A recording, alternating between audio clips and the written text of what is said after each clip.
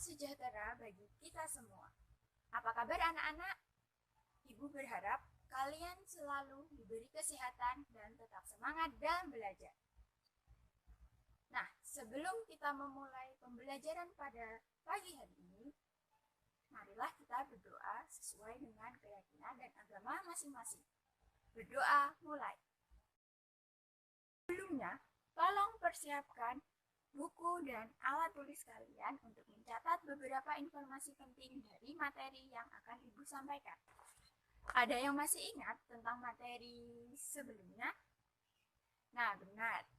Materi sebelumnya kita telah membahas tentang kehidupan bangsa Indonesia pada masa demokrasi liberal, mulai dari kehidupan dari segi politik, ekonomi, dan lain sebagainya.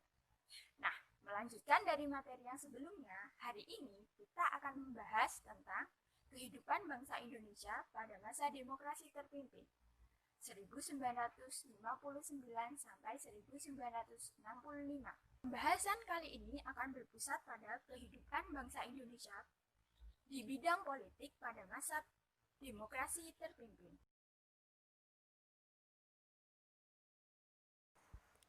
Kali ini kita akan membahas KD 3.1, menganalisis perkembangan politik dan ekonomi bangsa Indonesia pada masa demokrasi terpimpin. Tujuan pembelajaran hari ini, setelah mempelajari materi ini, siswa diharapkan dapat menganalisis perkembangan politik pada masa demokrasi terpimpin, memahami proses menuju demokrasi terpimpin, peta kekuatan politik nasional, perjuangan pembebasan Irian Barat, dan konfrontasi dengan Malaysia. Nah, sebelum kita beranjak untuk mengetahui bagaimana kehidupan politiknya bangsa Indonesia pada masa demokrasi terpimpin, kita harus terlebih dahulu tahu apa sebenarnya itu demokrasi terpimpin. Nah, demokrasi terpimpin adalah suatu sistem pemerintahan yang seluruh kebijakan atau keputusan diambil dan dijalankan oleh satu pemimpin.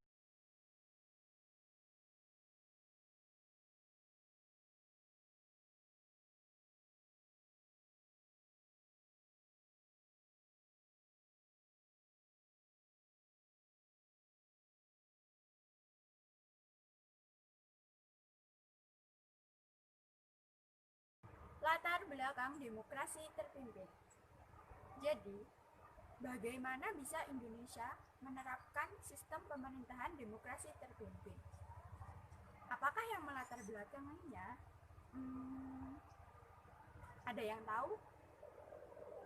Nah, jadi latar belakang adanya atau diberlakukannya sistem demokrasi terpimpin pada 1959 sampai 1965, yaitu yang pertama, adanya kekacauan politik dan pemerintahan pada masa sistem pemerintahan liberal. Jadi di sini partai politik yang ada di pemerintahan itu saling bersaing dan saling menjatuhkan. Hal ini dapat terlihat pada jatuh bangunnya kabinet. Lalu yang kedua yaitu adanya gerakan separatisme seperti pemberontakan dan konflik-konflik di daerah. Yang ketiga yaitu gagalnya Dewan Konstituante dalam membuat undang-undang. Pada masa itu, Dewan Konstituante justru malah berselisih dan tidak mencapai kesepakatan dalam menetapkan undang-undang dasar yang baru bagi Indonesia. Sehingga dengan berbagai gejolak kondisi kehidupan bangsa Indonesia pada masa itu, Presiden Soekarno mengambil kebijakan untuk mengatasi hal tersebut. Kebijakan tersebut yaitu dengan mengeluarkan Dekret Presiden nomor 75/1959. Dekret ini dikenal dengan Dekret Presiden 5 Juli 1959. Isi dari dekret ini yaitu yang pertama, menetapkan pembubaran Dewan Konstituante, yang kedua, tidak berlakunya lagi UUDS 1950, Yang ketiga, kembali berlakunya Undang-Undang Dasar 1945. Dan yang terakhir, membentuk Dewan Pertimbangan Agung sementara dan Majelis Permusyawaratan sementara. Lalu, bagaimanakah kehidupan politik bangsa Indonesia pada masa demokrasi terpimpin?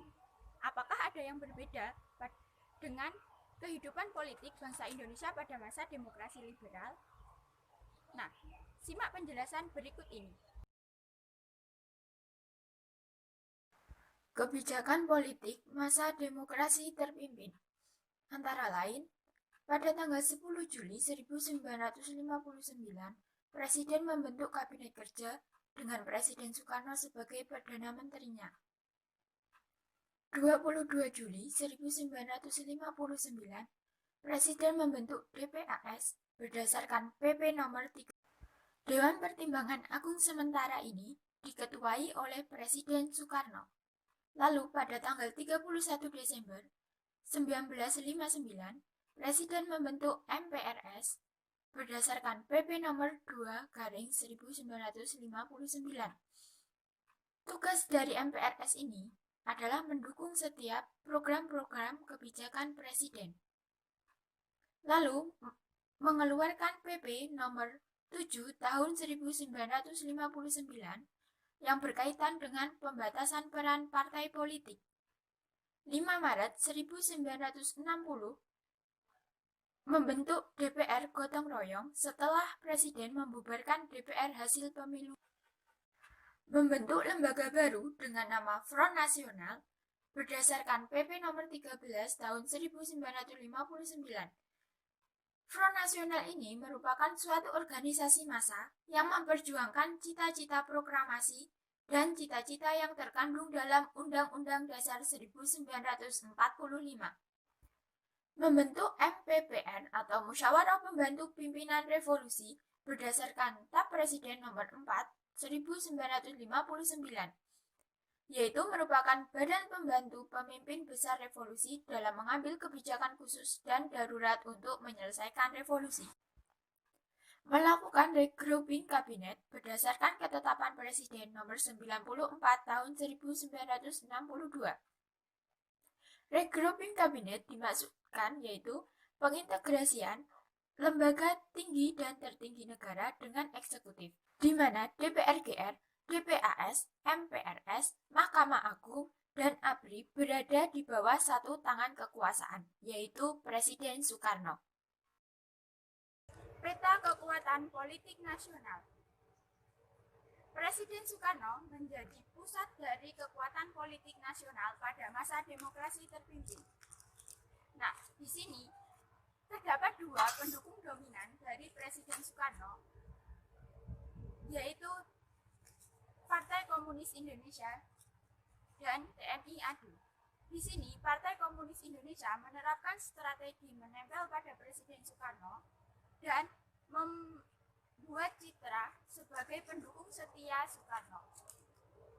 Mereka atau PKI juga memanfaatkan ajaran Nasakom untuk memperoleh simpati dari rakyat Indonesia.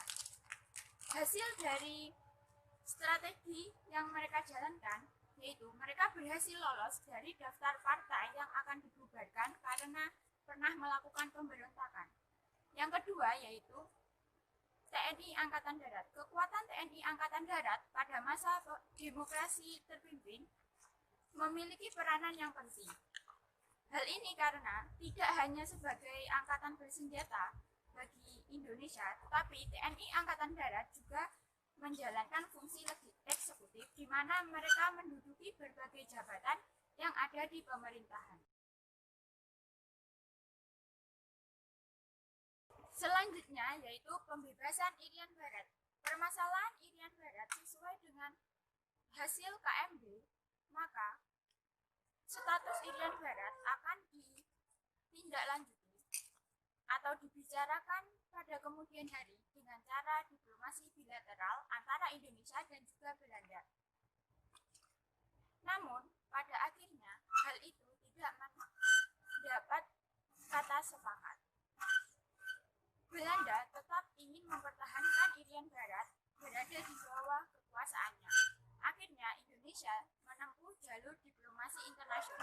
dan membawa isu Irian Barat ke sidang PBB dan juga Konferensi Asia Afrika.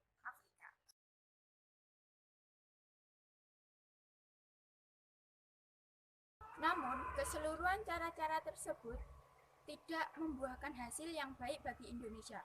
Oleh karena itu, pada pidato Presiden Soekarno pada tahun 1961 menyuarakan komando untuk melakukan konfrontasi secara militer dengan Belanda. Komando tersebut dikenal dengan 3 komando rakyat atau Trikora. Isi dari Trikora sendiri yang pertama yaitu gagalkan negara boneka Papua buatan Belanda. Kedua, kibarkan sang merah putih di Irian Barat. Ketiga, bersiap untuk mobilisasi umum guna mempertahankan kemerdekaan dan kesatuan tanah air dan bangsa. Akhirnya, pada 1962 terjadi perjanjian New York, di mana Irian Barat berada di bawah pengawasan PBB dengan membentuk United Temporary Executive Authority. Di sini, hasil dari perjanjian New York ini menyebutkan bahwa Irian Barat selambat-lambatnya pada 1963 harus diserahkan ke Indonesia untuk dilanjutkan dengan penyelenggaraan penentuan pendapat rakyat. 3 tahap dalam penentuan pendapat rakyat bagi rakyat Irian Barat memutuskan bahwa Indonesia menjadi pemenangnya. Akhirnya pada 1969 pada sidang PBB yang ke-24 diputuskan Irian Barat sah kembali menjadi bagian dari NKRI. Konfrontasi dengan Malaysia. Peristiwa ini terjadi bermula pada saat Tengku Abdul Rahman dan Lee Kuan Yew menggagas sebuah negara federasi Malaysia yang beranggotakan Malaysia, Republik Singapura, Sabah, Sarawak. Di sini, Presiden Soekarno menganggap proyek tersebut merupakan proyek neokolonialisme Inggris untuk mengamankan kekuasaannya di Asia Tenggara. Untuk mengatasi ketegangan tersebut, maka diadakan Konferensi Mapilindo pada 1963. Konferensi ini antara Malaysia, Filipina, dan Indonesia. Keputusan dalam Konferensi Mapilindo disepakati bahwa Federasi Malaysia dapat disambut baik bagi Indonesia dan Filipina setelah rakyat Kalimantan Utara setuju dengan adanya Federasi Malaysia. Namun, sebelum dilakukannya jejak pendapat tentang ketersediaan rakyat Kalimantan Utara dalam Federasi Malaysia pada 16 September 1963 telah diumumkan pembentukan Federasi Malaysia. Hal ini memicu Presiden Soekarno untuk tidak lagi menghormati keputusan Konferensi Mapilindo. Akhirnya, Presiden Soekarno mengucapkan Dwi Komando Rakyat atau Dwi Kora pada 1964 yang berisi perhebat ketahanan revolusi Indonesia dan bantu perjuangan revolusioner rakyat Manila, Singapura, Sabah, Sarawak, dan Brunei untuk membubarkan negara boneka Malaysia. Pada masa ketegangan, Malaysia justru diterima oleh PBB menjadi anggota tidak tetap Dewan Keamanan PBB. Menyikapi hal tersebut, Indonesia melakukan protes dengan keluar dari PBB pada 1964. Namun, berbagai upaya konfrontasi dengan Malaysia, hal tersebut tidak membuahkan hasil. Nah, kita telah sampai sampai pada akhir pembelajaran. Mari kita simpulkan materi pembelajaran hari ini agar memudahkan kalian untuk mengingat.